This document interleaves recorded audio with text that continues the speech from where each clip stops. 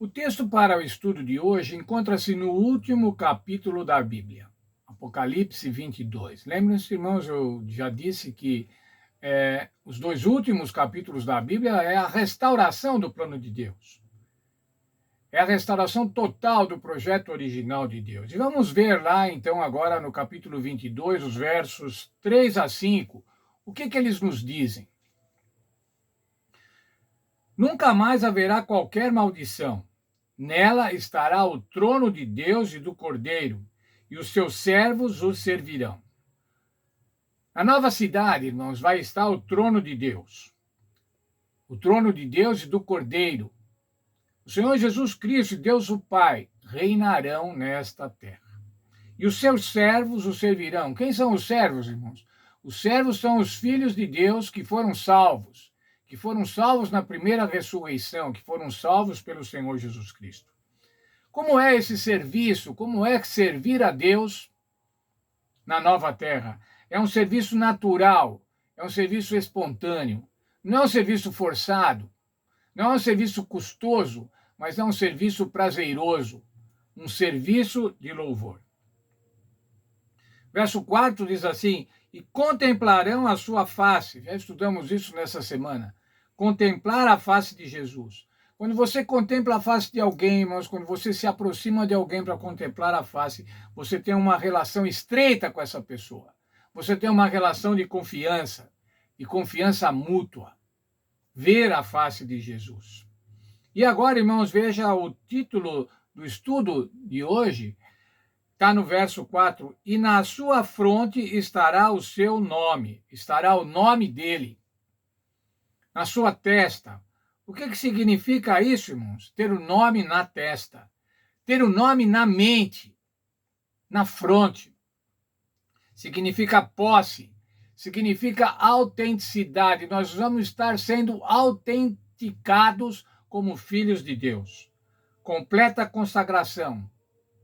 Ter o nome na fronte, o nome de Deus na nossa fronte, significa a nossa completa consagração a uma vida de adoração a Deus. Uma dedicação total. Depois no verso 5, irmãos, continua: então não haverá noite, nem deles precisam de luz de candeia, nem da luz do sol, porque o Senhor Deus brilhará sobre eles, e reinarão pelos séculos dos séculos. Como é, irmãos, esse reino de serviço espontâneo, esse reino onde nós vamos ver a face do Senhor, onde nós vamos ter o nome do Senhor escrito na nossa mente, na nossa fronte, será eterno. Um reino eterno, não terá fim. Esse reino, irmãos, é a efetivação do plano da salvação. Conforme lemos lá em Tito 1:2, diz assim, que esse plano de salvação, esse plano de resgate da humanidade existia antes dos tempos eternos. O Senhor Deus proveu um plano para a salvação dos seus filhos. Isso era representado no santuário hebraico, nos sacrifícios, nos milhares de sacrifícios, mas eles apontavam para a vida, morte e ressurreição do sacrifício necessário e suficiente, do sacrifício eficaz, o sacrifício do Senhor Jesus Cristo. Veja o texto da nossa lição da página 161.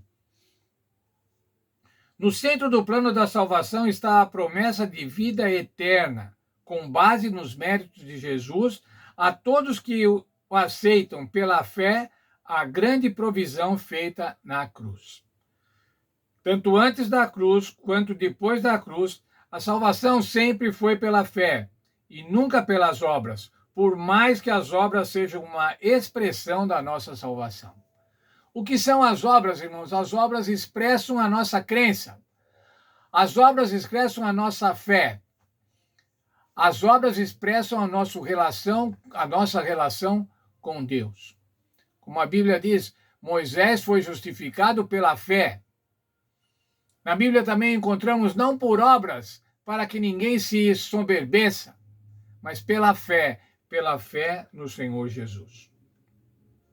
Ao aceitarmos o Senhor Jesus, nós somos salvos pela graça e somos justificados pela fé. Isso quer dizer, a justiça de Cristo nos reveste quando nós depositamos a nossa fé no Senhor Jesus e somos julgados pelas nossas obras, que são a expressão da nossa fé.